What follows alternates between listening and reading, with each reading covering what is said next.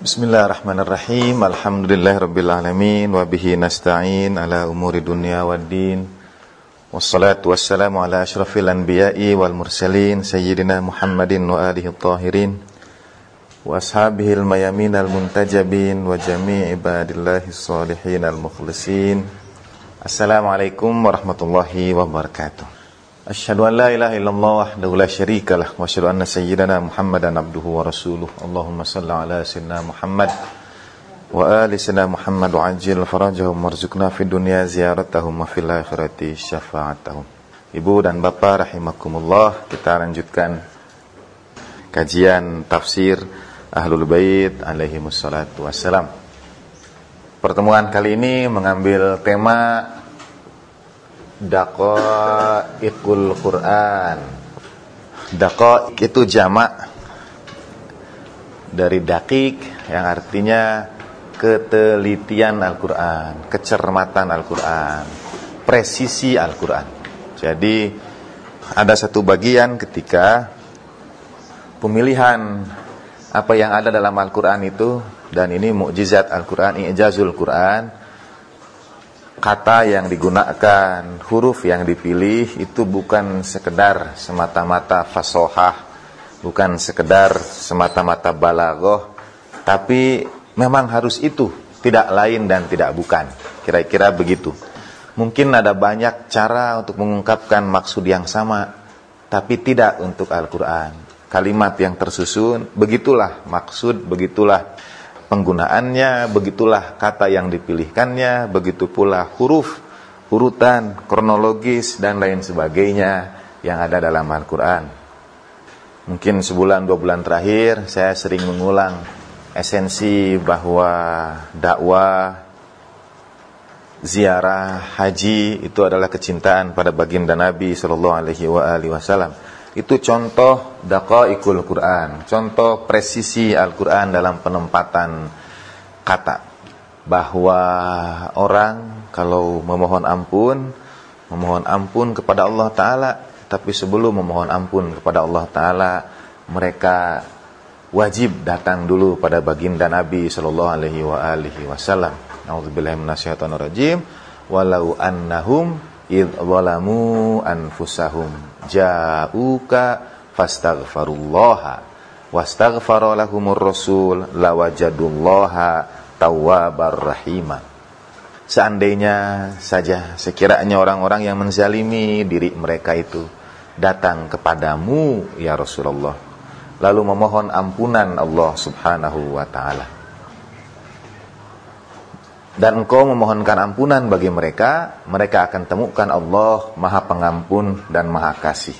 Tawwab dan Rahimnya Allah Subhanahu wa Ta'ala didahului dengan beberapa syarat. Dalam bahasa Arab itu ada kalimat syarat dan kalimat jawab atau jaza. La in syakartum la azidannakum. Syaratnya, kalau kau bersyukur, aku tambah nikmat. Jawabnya itu dengan syarat kalau bersyukur. Wala in kafartum inna adzabi lasyadid. Dalam ayat memohon ampunan itu An-Nisa 64, sekiranya mereka menzalimi diri mereka dan datang kepadamu ya Rasulullah. Syarat yang pertama itu ja'uka, datang pada baginda Nabi sallallahu alaihi wasallam. Kemudian fastaghfirullah, baru minta ampunan pada Allah Ta'ala. Nah, termasuk Daqaiqul Quran, presisi Al-Quran itu adalah penempatan kronologis. Apakah menyebutnya secara waktu atau karena mungkin spasio-temporal itu tidak sepenuhnya berlaku. Memohon ampunan Allah Ta'ala untuk menemukan Allah Ta'ala Maha Pengampun dan Maha Pengasih itu, pertama datang dulu pada baginda Nabi SAW. Kedua, mohon ampun Allah Ta'ala, istighfar, fastaghfirullah. Ternyata ada syarat yang ketiga, yaitu wastaghfara lahumur rasul. Dan baginda Nabi pun SAW memohonkan ampunan untuk kita itu kepada Allah Ta'ala. Baru mereka akan temukan Allah itu tawwabar rahima, Maha penerima taubat, Maha kasih. Ternyata taubat yang diberikan Allah Ta'ala, rahim yang diberikan Allah Ta'ala ada syaratnya. datang pada baginda Nabi, kita istighfar, kemudian baginda Nabi juga memohonkan ampunan Allah Ta'ala bagi kita. Fastaghfara lahumur rasul. Contoh daqaiqul Quran, atau bahwa esensi haji adalah kecintaan pada Rasulullah SAW. Wa adzin fin nasi bil haji ya'tuka rijalan. Seru manusia untuk berhaji, mereka akan datang kepadamu berjalan kaki. Wa ala kulli dhamirin ya'tina min kulli fajjin amik, atau naik tunggangan yang lemah, tunggangan yang kurus, mereka datang dari berbagai penjuru yang jauh. Al-Quran dengan sangat presisi, sekali lagi daqaiqul Quran, tidak menyebut datang haji itu ke Baitullah, tidak menyebut datang haji itu ke tanah suci, tidak menyebut datang haji itu ke Makkah, hatta bahkan tidak menyebut datang ke tanah suci itu kepadaku, kata Allah Ta'ala. Tidak ya'tuni, seru manusia untuk berhaji, mereka akan datang kepadaku, kata Allah Ta'ala. Tidak, tapi ya'tuka, mereka akan datang kepadamu ya Rasulullah. Ajaib, karena kalau di terjemahan Depag, setelah mu itu tidak ada dalam kurung baginda Nabi SAW. Biasanya kalau ada inna a'tainaka, sesungguhnya telah kami beri engkau, dalam kurung Muhammad, nikmat yang banyak. Tapi untuk ayat itu tidak ada. Seru manusia untuk berhaji, mereka akan datang, niscaya mereka akan datang kepadamu berjalan kaki. Mu-nya M kecil dan tidak ada dalam kurung, begitu. Sehingga presisi Al-Quran itu menunjukkan sekali lagi esensi haji adalah kecintaan pada baginda Nabi SAW. Itu akan menggerakkan orang kemudian berjalan kaki karena kecintaan itu. Atau ayat yang ketiga, yang tadi surat Haji 107. Nah yang ketiga ini surat Ali Imran 167. Qul in kuntum tuhibbunallaha fattabi'uni yuhibbukumullah. Katakan kalau kalian mencintai Allah. Ayat itu turun pada siapa saja yang mengatakan aku mencintai Allah, aku mencintai keluargaku karena Allah, aku mencintai pasanganku, anak-anakku karena Allah, aku mencintai Allah. Katakan kalau kalian mencintai Allah, fattabi'uni, maka ikuti aku, kata Rasulullah SAW. Baru jawabnya yuhibbukumullah. Nanti Allah Ta'ala akan mencintai kalian kembali, mencintai balik kalian itu. Tidak serta-merta ternyata orang berkata mencintai Allah, lalu Allah Ta'ala menjawab dengan kecintaan kepada orang yang mengatakan mencintai Allah Ta'ala. Itu ada syaratnya, yaitu fattabi'uni, maka ikuti aku, yuhibbukumullah, Allah Ta'ala akan mencintai kalian. Nah, itu contoh daqaiqul Quran, contoh presisi ayat-ayat Al-Quran. Atau disambung dengan bagian berikutnya, saya biasanya gabungkan dengan ayat terakhir surat Al-Fat, ayat 29. Muhammadun Rasulullah sallallahu alaihi wasallam walladzina ma'ahu asyiddau 'alal kufar ruhama'u bainahum tarahum ruk'an sujada yabtaguna fadlan minallahi wa ridwana simahum fi wujuhihim min atharis sujud ila akhiril ayat. Itu satu di antara dua ayat Al-Quran yang menggunakan seluruh huruf hijaiyah di dalamnya. Nah, contoh kita memahami daqaiqul Quran itu. Baginda Nabi Muhammad SAW itu Rasul Allah. Kemudian ada sifat walladzina ma'ahu, dan orang-orang yang bersamanya. Kita diseru dalam Al-Quran sebagai An-Nas, manusia. Kita diseru sebagai alladzina amanu, orang yang beriman. Tapi untuk konteks akhir surat Al-Fat itu, dia tidak pada An-Nas, dia tidak pada amanu, dia menunjukkan orang yang bisa bergabung bersama baginda Nabi sallallahu alaihi wa alihi wasallam. Dan itu adalah asyiddau 'alal kufar, tegas di hadapan kekufuran, kezaliman. Selalu saya garis bawahi, yang dimaksud kufar di situ bukan non-muslim, karena baginda Nabi SAW mencontohkan hidup yang damai, rukun bersama Yahudi dan Nasrani di Madinah. Kemudian Futuh Makkah juga antumut tulaqa, orang-orang itu dibebaskan tengkuknya oleh baginda Nabi SAW.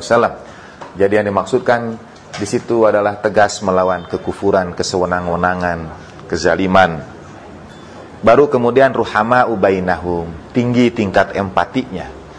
Banyak ajaran mungkin menonjolkan sikap empati itu, tetapi bagian asyiddanya, penentangan terhadap kekufurannya tidak terlalu terlihat. Dalam hal ini Islam punya ciri asyidda'u itu. Dan dua-duanya ternyata bukan amalan ritual. Dua-duanya adalah menegakkan nilai-nilai kemanusiaan, nilai-nilai keadilan, nilai-nilai kebenaran, empati, solidaritas yang tinggi pada penderitaan sesama, dan lain sebagainya. Ruhama'u bainahum. Baru terakhir, tarahum rukka'an sujjada yabtaguna fadlan minallahi wa ridwana. Nah, di sini ada daqaik Al-Qur'an berikutnya. Ayat itu berbunyi tarahum, kau ya Rasulullah. Tak menunjukkan anta. Kau ya Rasulullah SAW yang melihat mereka banyak ruku dan banyak sujud.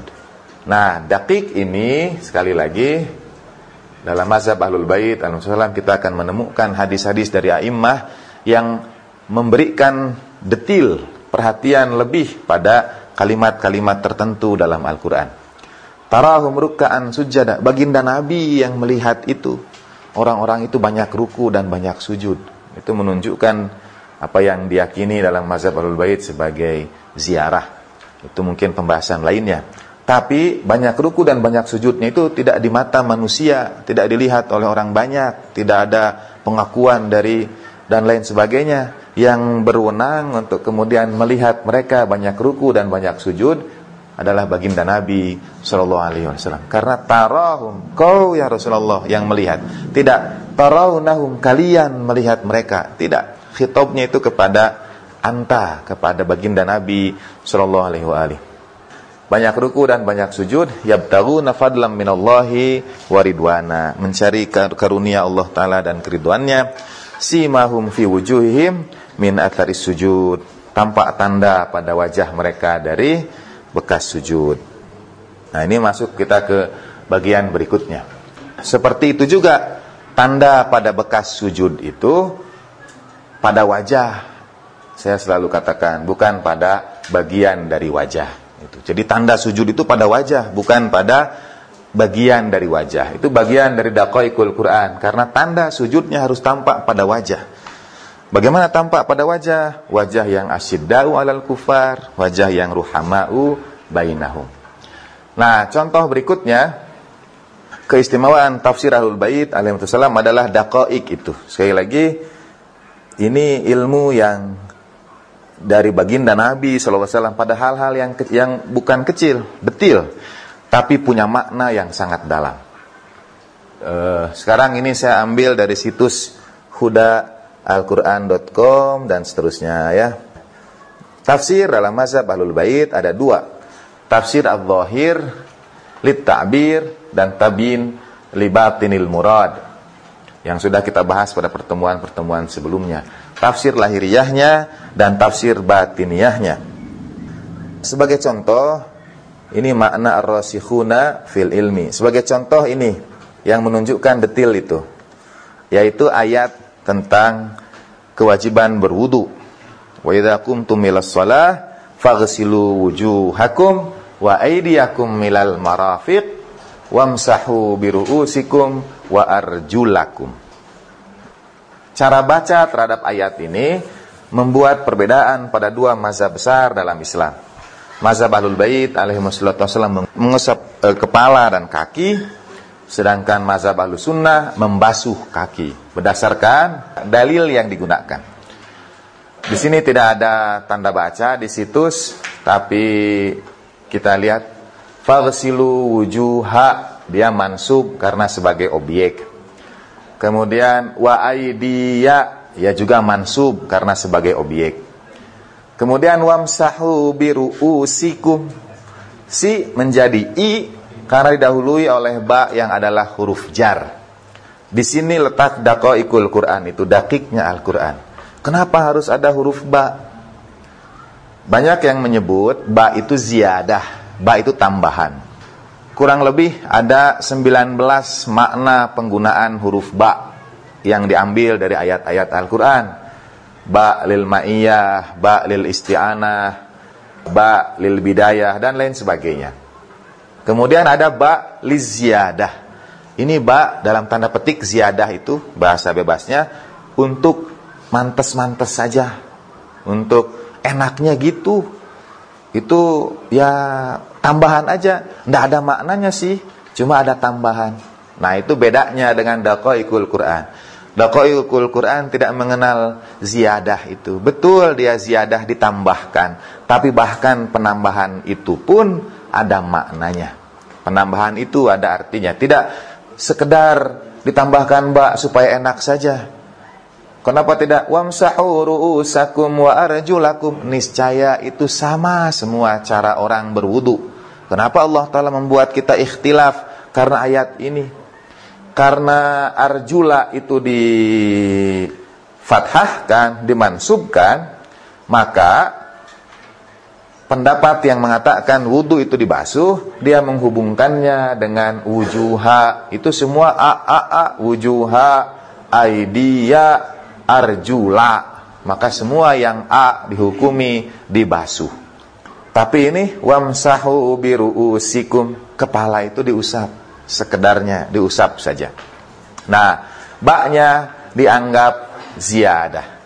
Tapi ternyata tidak dalam mazhab Ahlul Bait alaihimus salatu wassalam. Sekali lagi, ayat ini membuat perbedaan yang besar pada dua mazhab dalam tata cara mereka berwudu, yang adalah kewajiban untuk sholat. Sholat tidak sah tanpa wudu. Pernah satu saat ada diskusi yang tidak jadi, maaf. Nanti melebar maksud saya. Saya berusaha supaya tidak melebar pembicaraan. Fokus saja dulu. Atau melebar juga enggak apa-apalah. Walhasil pada tafsir Zamakhsyari mau dibaca arjula, mau dibaca arjuli, kata beliau harus diusap. Kaki itu diusap, bukan dibasuh. Tapi itu bagian lain. Dari Imam Baqir alaihi salatu wassalam. Saya bacakan ayatnya ya. Ruya Fiqatul Islam Abu Ja'far Al-Kulaini. Ini sahib kitab Al-Kafi, yang menyusun kitab Al-Kafi. Bi isnadihi an tariqi Ali ibn Ibrahim ila Zurarah. Sahabatnya Imam Baqir alaihissalam banyak dikenal dalam sanad hadis-hadis Ahlul Bait alaihissalam. Sa'ala Abu Ja'far Al-Baqir alaihissalam. Ia bertanya pada Abu Ja'far Imam Muhammad Al-Baqir alaihissalam. Ala tukhbiruni min aina alimta wa qulta innal masha bi ba'dir ra'si? Maukah engkau beritahu aku dari mana kau ketahui dan kau katakan bahwa yang dimaksud dengan masah adalah sebagian dari kepala? Menurut mazhab Ahlul Bait, masah itu sebagian dari kepala. Fadhahikal imam tertawa, imam tersenyum dan berkata, ya Zurarah, berkata baginda Nabi SAW yang diturunkan bersamanya Alkitab, dan ia menjelaskan kalam itu, menjelaskan apa-apa yang ada di dalam Alkitab itu. Li'anna Allah azza wa jalla yaqul faghsilu wujuhakum. Dari mana imam tahu kalau mengusap itu sebagian saja? Karena ayat Al-Qur'annya Allah Ta'ala berfirman, faghsilu wujuhakum, basuhlah wajah kalian. Fa'arafna annal wajha kullahu yanbaghi ayyughsal. Kami tahu ghusl dan masah dalam bahasa Arab itu ada yang saya selalu terbalik. Ini nanti dibantu Bu Ana, Pak Hernowo. Kata kerja yang tidak ada objeknya itu transitif, intransitif. Transitif. Transitif itu tanpa objek, ada objek. Yang pakai trans, yang tidak pakai in. Nah, saya selalu kebalik ini. In tidak, trans ada objek. Yang ada objek itu disebut muta'addi dalam bahasa Arab. Yang ini lazim. Jadi lebih tahu bahasa Arabnya daripada yang Indonesia. Ini dua-duanya membasuh dan mengusap itu muta'addi.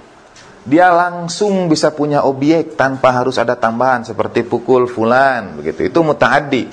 Jadi basuh wajah tahu tanpa ada tambahan lain, objeknya itu wajah, ya sudah dibasuh, jelas begitu. Jelas dibasuh. Begitu pula wa aidiyakum milal marafiq, kemudian kedua tanganmu sampai siku. Tsumma fassala bainal kalamain. Kemudian Allah Ta'ala memisah di antara dua kalimat itu, di antara dua kalam. Ini yang dimasukkan Daqaiqul Quran, bahwa kemudian Allah Ta'ala mengambil kata baru, mengambil pilihan kata baru. Jadi pada faghsilu wujuhakum wa aydiyakum milal marafiq, kemudian Allah Ta'ala pisahkan dua kalimat itu, tadi membasuh wajah dan tangan sampai siku, dengan kata baru, wamsahu biru'usikum, dan usaplah kepalamu. Di situ kata Imam alaihissalam, arafna hina qala biru'usikum annal masha bi ba'dir ra'si limakanil ba'i. Kami tahu dari baginda Nabi SAW bahwa biru'usikum, huruf ba di sini diturunkan Allah Ta'ala untuk menunjukkan yang diusap itu sebagian dari kepala, bukan keseluruhan kepala. Dari mana? Limakanil ba, karena adanya huruf ba di situ itu.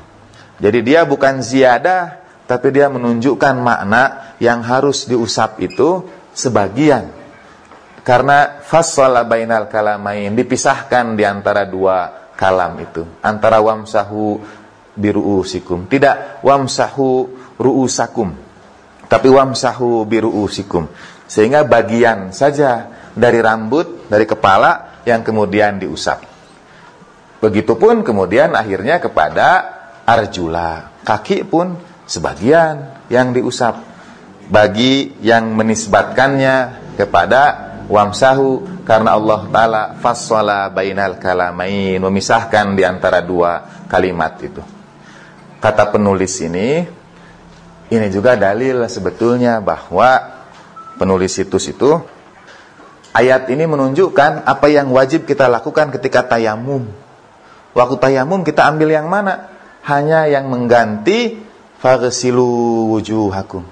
Kalau tayamum kita tidak sampai kepada kepala, rambut, tidak juga pada kaki. Apa yang ditayamumi? Hanya wajah dan tangan. Hanya wajah dan tangan yang ditayamumi itu. Rambut tidak, kepala tidak, kaki pun tidak. Sekiranya kaki itu dibasuh, maka pada tayamum pun dia akan diusap juga. Jadi mengganti, karena hukumnya sama antara faghsilu wujuhakum dengan wa aydiyakum ilal marafiq, tapi kemudian dipisahkan dengan wamsahu biru'usikum wa arjulakum. Nah, itu dalil mazhab Ahlul Bait. Kenapa diusap? Hadisnya dari Imam Baqir alaihissalam. Kemudian limakanil ba'i, dalam banyak kajian, dalam misalnya kitab-kitab yang belajar bahasa Arab, ba di situ disebutkan sebagai ba ziyadah, ba tambahan. Sekali lagi untuk dalam tanda petik mantes-mantes, tapi tidak sekali lagi Al-Qur'an. Daqaiqul Quran mengajarkan pada kita bahwa semua yang turun dalam Al-Qur'an itu precise, betul-betul sudah tepat dan tidak mungkin tergantikan. Tidak ada lagi yang bisa menggantikan dengan posisi atau dengan satu huruf yang lain pun. Itu i'jazul Quran. Kedua, contoh ayat potong tangan, ayatul qata.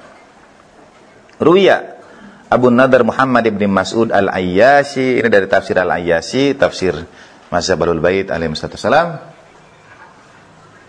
ila Zurqan sahib ibn Abi Dawud qadil qudat. Singkatnya cerita, di zaman Al-Mu'tasim didatangkan seorang pencuri. Itu Abi Dawudnya hakim agungnya, qadil qudat. Orang meminta, atau mungkin korbannya meminta khalifah untuk menegakkan hudud agar pencuri itu dipotong tangan. Ditanyakan pada batasan mana motong tangannya itu. Ini untuk pencuri itu bagian yang sering jadi pertanyaan. Orang mencuri potong tangan, bagian mananya yang dipotong? Bagian mana dari tangan itu sampai mana dipotong dia? Ini loncat lagi pembicaraan. Di internet ada juga tayangan dari ISIS yang melakukan hukum ini. Tentu dia tidak baca bagian ini pasti. tidak baca hadis dari Imam Jawad alaihi salatu wassalam.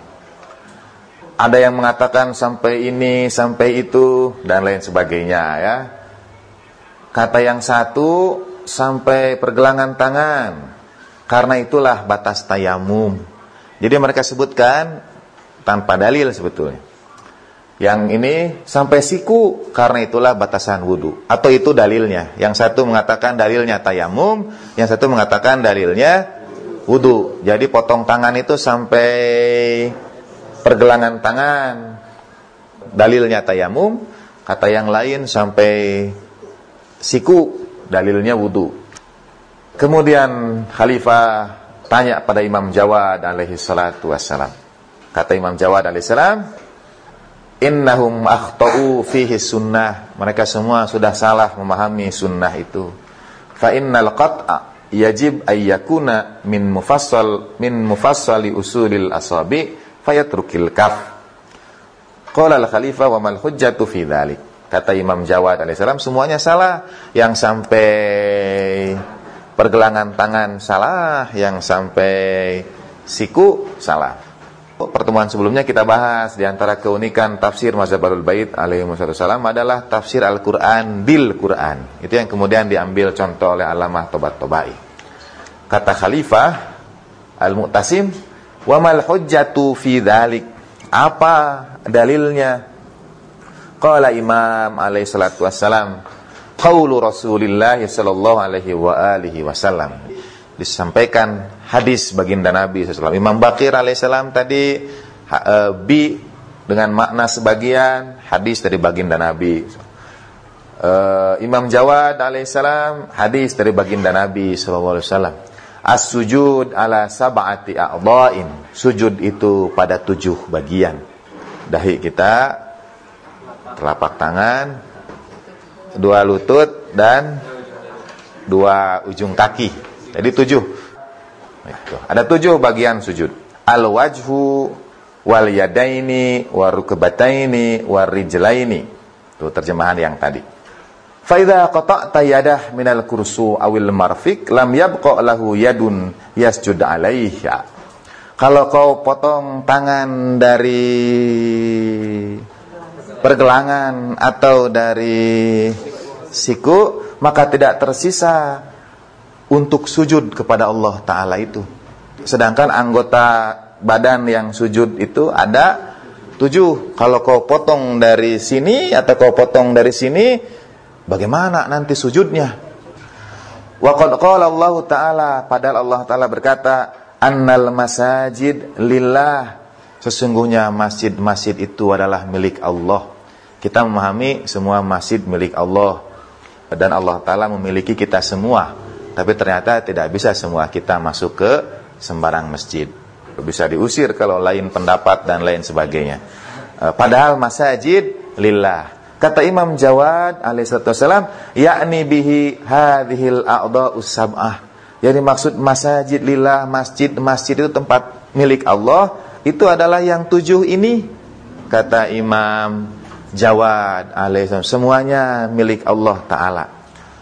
Fala tad'u ma'allahi ahadan. Dan kau tidak boleh menyekutukan, tidak boleh menyeru, tidak boleh mendampingkan dengan Allah Ta'ala itu sesuatu yang lainnya. Jadi kalau 7 anggota ini milik Allah Ta'ala, sudah, itu milik Allah Ta'ala, jangan diberikan pada yang lain. Wa makana lillah la yuqta. Dan apa yang milik Allah tidak dapat dipotong. Jadi sampai mana motongnya? Mim mufassali usulil asabi, dari batas jari, dari ruas jari. Jadi tetap dia punya anggota sujud yang 7. Karena kan dalilnya, ayatnya kan potong tangan yang mencuri. Tapi yang mana? Begitu. Nah, kalau lihat yang ISIS, pasti dia tidak baca ayat ini. Itu rujukannya pada Tafsir Al-Ayasi juz 1 319 320. Ini contoh daqaik. Kemudian disampaikan lagi dengan ayat-ayat Al-Qur'an yang lainnya. Annal masajid lillah. Masjid itu milik Allah Ta'ala. Dan masajid yang dimaksud anggota badan yang 7 yang sujud itu. dalam mazhab Ahlul Bait alaihi wasallam, kalau orang meninggal dunia termasuk ditahnit, diberi kapur atau dengan turbah. Misalnya Karbala, Imam Husain alaihissalam, itu pada 7 anggota yang digunakan untuk sujud, masajid, tempat sujud.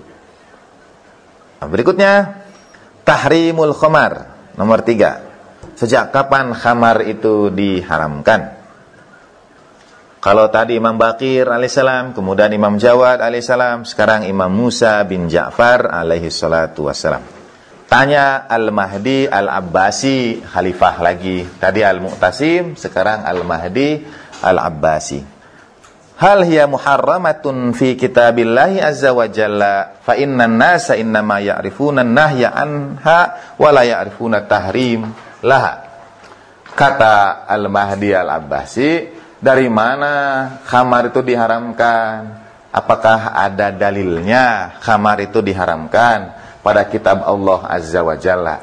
Kata dia, yang ada itu dilarangnya, bukan diharamkannya. Dia membedakan antara dilarang dengan diharamkan. Yang ada itu nahi, tapi tidak ada tahrim. Itu contohnya apa ya? Yang dilarang tapi tidak diharamkan. Kata yang lebih tepat, dicegah, supaya dijauhi, bukan larangan. Karena amar ma'ruf nahi munkar itu mencegah kemungkaran. Misalnya terjemahan bahasa Indonesia. Kata Imam alaihi salatu wassalam, bal hiya muharramatun fi kitabillah ya amiral mu'minin. Kita akan bertanya, Imam alaihi salatu wassalam memanggil Al-Mahdi Al-Abbasi itu amirul mu'minin. Diharamkan dalam kitab Allah ya amiral mu'minin. Qala fi ayyi mawdi'in hiya muharramatun fi kitabillah ya Abul Hasan. Di bagian mana dalam kitab Allah itu ia diharamkan? Imam menjawab alaihi wasallam, fi qaulillahi azza wa jalla, qul innama harrama rabbi al-fawahisha ma dhahara minha wa ma batan wal ithma wal baghya bighairil haqqi. Sesungguhnya Allah Ta'ala telah mengharamkan Tuhanku al-fawahish. Ini pun bagian dari daqaik. Fahsya yang digunakan jamaknya fawahis. Kejelekan, kemungkaran yang tampak maupun yang tersembunyi, dan itsm dan baghi bi ghairil haq, melampaui batas, mengambil sesuatu tanpa hak. Qala alaihi salam, Imam Musa al-Kadzim alaihi salam melanjutkan, yang dimaksudkan dengan kemungkaran yang tampak adalah zina. Yang dimaksudkan dengan kemungkaran yang tersembunyi, faya'ni ma nakihal aba, yang dinikahi oleh ayah-ayahnya. Ini merujuk kana nas qabla al-bi'tsah idza kana lirrajul zaujah wa mata anha tazawwajaha ibnahu min ba'dihi idza lam takun ummah. Yang bagian dilarang ma baton, kalau ma dhahara itu fahsya yang tampak itu zina, fahsya yang tidak tampak itu pernikahan aba, ayah ke ayah. Apa maksudnya? Dulu di zaman jahiliyah sebelum bi'tsah, dan ini satu dari 4 atau 5 jenis pernikahan yang terjadi di zaman jahiliyah, yang 2 kemudian diambil oleh Islam, yang 3 ditinggalkan. Yang memelihara pernikahan yang kemudian disyariatkan oleh Islam hanya dari puak Bani Hashim, hanya keluarga Rasulullah Shallallahu Alaihi Wasallam. Dulu kebiasaan jahiliyah, satu diantaranya, kalau seorang bapak punya istri lebih dari 1, bapak itu meninggal dunia, anak yang paling pertama dari bapak itu mengambil seluruh istri bapak-bapaknya kecuali ibunya sendiri. Idza lam takun ummah, kecuali ibunya sendiri. Dan itu disebut fahsya yang baton, yang tidak tampak, yang tersembunyi. Jadi semua di zaman jahiliyah itu istri bapak menjadi istri anak yang pertama, kecuali ibunya sendiri. Adapun itsm, itu yang dimaksud adalah khamar, karena Allah Ta'ala di ayat yang lain menyebutkan, menghubungkan antara itsm di sini sebagai yang diharamkan Allah Ta'ala. Harrama rabbi al-fawahish wal itsm. Dan ism itu yas'alunaka 'anil khamar. Mereka bertanya kepadamu tentang khamar. Sama seperti ini tanya tentang khamar. Benar tidak dilarang? Yas'alunaka 'anil khamar wal maisir, dan judi. Walaupun maisir itu menurut katanya kira-kira lebih dekat dengan bentuk arisan sekarang ini. Jadi kalau gitu arisan dilarang. Cuma arisannya itu misalnya 10 orang kira-kira lah, atau 6 orang. 6 orang kumpul untuk membeli unta yang harga 10. Mereka masing-masing kumpul 1. Yang kalah harus menanggung sisa yang 4. Tapi nanti giliran yang ini juga nanti menanggung lagi gitu. Dia menanggung sisa yang 4. Itu maisir. Kalau ibu-ibu dan mungkin bapak-bapak arisan, enak dapat pertama atau terakhir? Harusnya pertama, karena nilai itu tidak sama. 1 juta di bulan Januari dengan 1 juta di bulan Desember beda. Ajaibnya orang itu maunya aku terakhir aja, padahal harga itu nilainya jatuh. Mereka bertanya kepadamu tentang khamar dan maisir. Katakan ya Rasulullah, pada keduanya ada ithmun kabir, ada ithm tadi yang diharamkan. Wa manafi'u linnas, betul ada manfaatnya buat manusia. Jadi pada khamar dan pada maisir tidak dinafikan ada manfaatnya buat manusia. Wa ithmuhuma akbaru min naf'ihima, tapi ithimnya lebih besar dari manfaatnya. Dan ithim itu dilarang. Innama harrama rabbi. Memang dengan beberapa ayat Al-Quran yang lain sampai ada kalimat yang berbunyi fahal antum muntahun, dan tidakkah kalian mau berhenti juga. Ada yang mengatakan kalau ayat larangan khamar itu turun bertahap. Jadi pada satu waktu masih boleh, kemudian dilarang, bertahaplah. Tapi dalam mazhabul bait dia sudah diharamkan sejak awal syariah. Ada yang berpegang misalnya pada ayat wala taqrabus sholata wa antum sukara. Tidak boleh itu sholatnya dalam keadaan mabuk, tapi tidak menyebutkan larangan langsung pada sukaroknya, pada mabuknya. Nanti disebut lagi kalau minum tidak mabuk tidak apa-apa, itu asal tidak sampai mabuk misalnya. Tahrimul khamar. Keempat, qatlul mu'min ta'ammudan, membunuh seseorang dengan sengaja. Ini mengapa menarik? Karena biasanya dalam fikih membunuh seseorang dengan sengaja itu bisa 2. 1 kisos, atau yang kedua bayar diyah, bayar ganti. Jadi kalau keluarga ridho dengan ganti rugi yang ditetapkan oleh keluarga yang bersangkutan, diyah. Misalnya kita sering mendengar TKI yang kemudian di tanah suci terpaksa melawan lalu membunuh majikannya, itu dipenjara, ikut proses ini dan itu, pada dia dikenakan hukum pancung. Tapi dia bisa bebas kalau ada lobby, kemudian terutama lobby pada keluarga. Dan kadang-kadang keluarga menetapkan diyah yang sangat mahal, berapa mungkin 1 juta real dan lain sebagainya. Padahal ayat Al-Qur'annya, a'udzubillahi minasyaitonir rajim, surat An-Nisa ayat 93. Wa may yaqtul mu'minan muta'ammidan fajazā'uhu jahannam khalidan fiha wa ghadiballahu 'alaihi wa la'anahu wa 'adda lahu 'adzaban 'azima. Bayangkan balasan dari membunuh orang dengan sengaja. Fajazā'uhu jahannam khalidan, bagi dia balasannya neraka khalidan, kekal. Ini juga bagian presisi ya, walaupun waktu sesuatu yang terikat banyak hal. Digunakan kata abadan, khalidina fiha abadan. Satu lagi khalid. Ke dalam bahasa Indonesia khuld menjadi kekal, abadan menjadi abadi. Jadi kekal dan abadi. Bedanya kekal dan abadi apa dalam bahasa Indonesia? Sama. Kalau kekal ya abadi, kalau abadi ya kekal. Nah, ada yang mengartikan kata abadan itu sebetulnya dari kata abad. Jadi abadan itu berabad-abad, tapi tidak kekal. berabad-abad tidak otomatis kekal, tidak otomatis selamanya.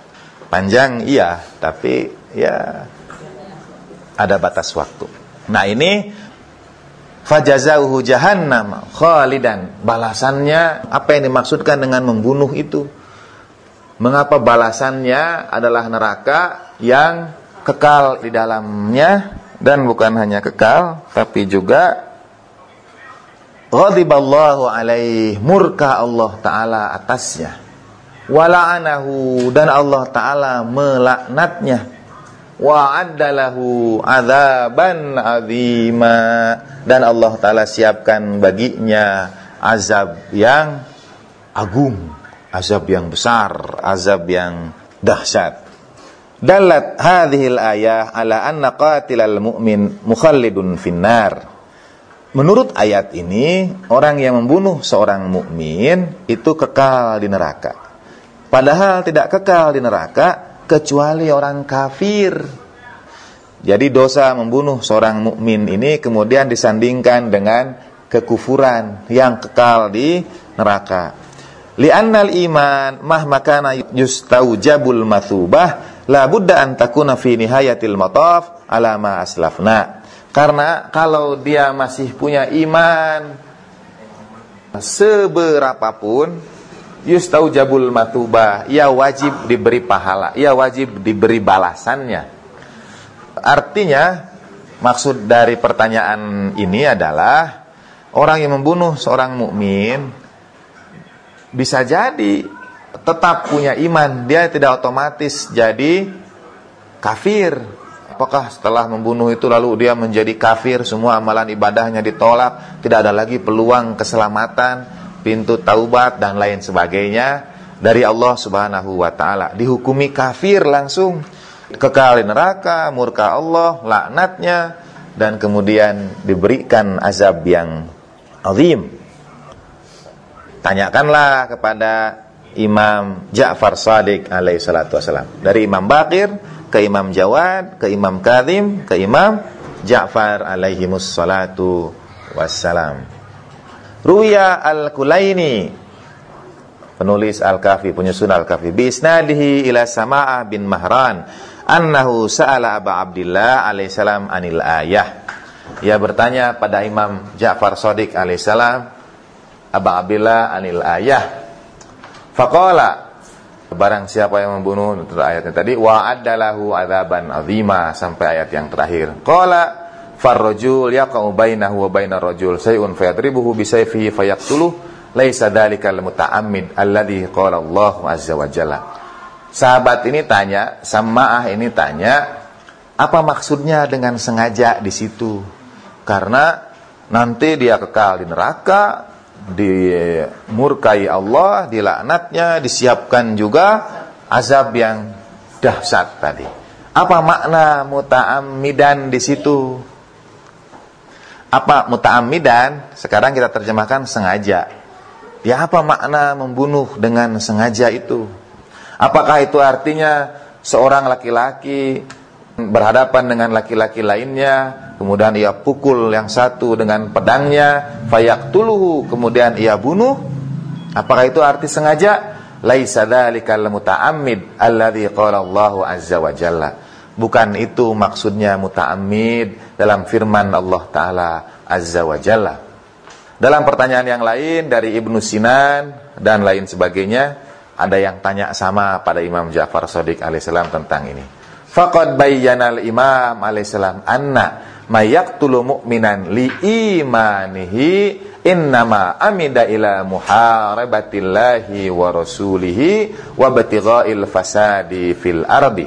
Yang dimaksud muta'ammidan di situ bukan membunuh saja, tetapi may yaqtulu mu'minan li imanihi, barang siapa yang membunuh seorang mukmin karena keimanan yang dimilikinya. Jadi membunuh seorang mukmin karena keimanannya, memeranginya karena imannya, karena dia dengan sengaja yang diperangi itu bukan mukminnya tapi keimanannya, ia berperang dengan Allah Ta'ala dan Rasulnya dan berbuat fasad di muka bumi. Walaysa amaluhu li ghardin sakhsiyyin yartabit bidzatih, innama huwa iradatu mahqil iman min ala wajhil ardi. Maksudnya bukan melenyapkan si A, tetapi melenyapkan iman di muka bumi. Sebagai contoh, orang yang membunuh, menembak Asy-Syahid Murtada Mutahhari, kata Imam Khomeini radhiyallahu taala alaih. Maksud dia bukan membunuh orangnya. Orang itu yang dituju bukan sosok Mutahharinya, tapi pikiran yang disampaikan oleh Mutahhari, gagasan-gagasan. Yang mau dihabisi itu bukan zatnya, bukan tubuhnya, tapi ide-ide, gagasan-gagasan. Dan dia perang dengan pemilik ide dan pemilik gagasan itu. Ya, jadi membunuh karena keimanannya, ia berperang dengan Allah Ta'ala dan Rasulnya, dan tidak diragukan lagi siapapun yang memerangi Allah Ta'ala dan Rasulnya, annahu kafir, ia termasuk yang kafir. Dan karena itu tidak bertentangan bahwa orang kafir itu kekal di neraka, karena siapa saja yang memerangi Allah Ta'ala dan Rasulnya, dia jatuh pada kekufuran. In mata ala aqidatil kufri wa ghadiballahu alaihi wa la'anahu wa addalahu adzaban azima. Kalau ia mati dalam akidah kekufurannya itu, bagi dia murka Allah, laknatnya, dan azab Allah Ta'ala yang pedih. Satu lagi, at-talaqu ats-tsalaats. Talak itu 3 kali. Diambil contoh-contoh ini karena misalnya dalam mazhab ahlu sunnah, sebagian fikih itu mengatakan, kalau saya misalnya lihat di sinetron baik Indonesia maupun India, bukan berarti saya suka nonton kedua sinetron, tapi pas kebetulan. Jadi kalau ada adegan laki-laki mentalak istrinya, talak, talak, talak, itu diulang-ulang sampai berkali-kali, sampai 3 kali. Dan kalau sudah jatuh talak 3, sudah tidak ada lagi ruang. Fikih pernikahan Indonesia sebetulnya lebih dekat pada fikih mazhab Ahlul Bait alaihimussalatu wassalam. Ayatnya, fatalliquhunna li'iddatihinna, talaklah mereka perempuan-perempuan itu setelah iddah mereka. At-talaqu marratan fa imsakum bima'ruf aw tasrihim bi ihsan fa in talaqaha fi ayatin ukhra fala tahillu lahu min ba'du hatta tankiha zawjan ghairahu. Talak itu 2 kali, maka tahanlah, jauhilah ia dengan kebaikan. Dan kalau kau ceraikan ia, tidak halal lagi ia bagimu sampai ia menikah lagi dengan pasangan yang lain. Ruwiya Abdullah ibn Ja'far bi isnadihi ila Safwan al-Jamal an Abi Abdullah alaihi salam, pada Imam Ja'far Shadiq alaihi salam. Seorang laki-laki berkata, inni talaqtu imraati 3 fi majlis, aku sudah talak istriku itu 3 kali di majlis. Kata Imam, laisa syai', tidak dihitung itu. Tidakkah kau baca kitab Allah Ta'ala, ya ayyuhan nabiyyu idza talaqtumun nisaa fatalliquhunna li'iddatihinna kullu ma khalafa kitaballahi wa sunnah fahuwa yariddu ila kitabillahi wa sunnah. Tidak dihitung itu. Tidakkah kau baca, wahai Nabi, sekiranya kau ceraikan istri-istrimu, ceraikanlah ia dengan masa iddahnya. Dalam fikihnya itu kemudian ada beberapa syarat, termasuk diantaranya ada yang harus dijaga. Kalau lagi datang bulan atau dan lain sebagainya, dia tidak bisa ditalak atau dan seterusnya lah. Ada bagian-bagian yang sementara disensor dulu. Termasuk diantaranya tidak berlaku dalam keadaan emosi. Jadi kalau kemudian sambil marah, laisa syai', itu tidak dihitung. Mau nyebutnya berkali-kali juga, tapi ya dilakukan dalam keadaan yang penuh sadar. Atau saya sebutkan saya tadi bagian yang disensor itu ya. Fatalliquhunna li'iddatihinna. Jadi misalnya ada waktu seperti masa iddah, tidak ada hubungan antar suami dan istri itu. Jadi kalau masih ada hubungan suami istri kemudian dia talak, sebetulnya dia tidak berpegang pada ayat fatalliquhunna li'iddatihinna. Ada jarak dulu sebelum kemudian menceraikan. Artinya tidak bisa cerai itu emosional. Dia memang harus dihitung waktunya, jadi betul-betul dipikirkan dengan matang dan lain sebagainya. Nah, itu contoh-contoh Daqaiqul Quran ya. Dari situs ini kita sudah bahas beberapa contoh, di antaranya ayatul qat'i tahrimul khamar, qatlul mu'min ta'ammudan, dan at-talaqu ats-tsalas, yang dimaksud dengan ayat-ayat itu. Walhamdulillahirabbil alamin wa sallallahu ala sayyidina Muhammadin wa alihi tahirin wa ma taufiqi illa billah alaihi tawakkaltu wa ilaihi unib.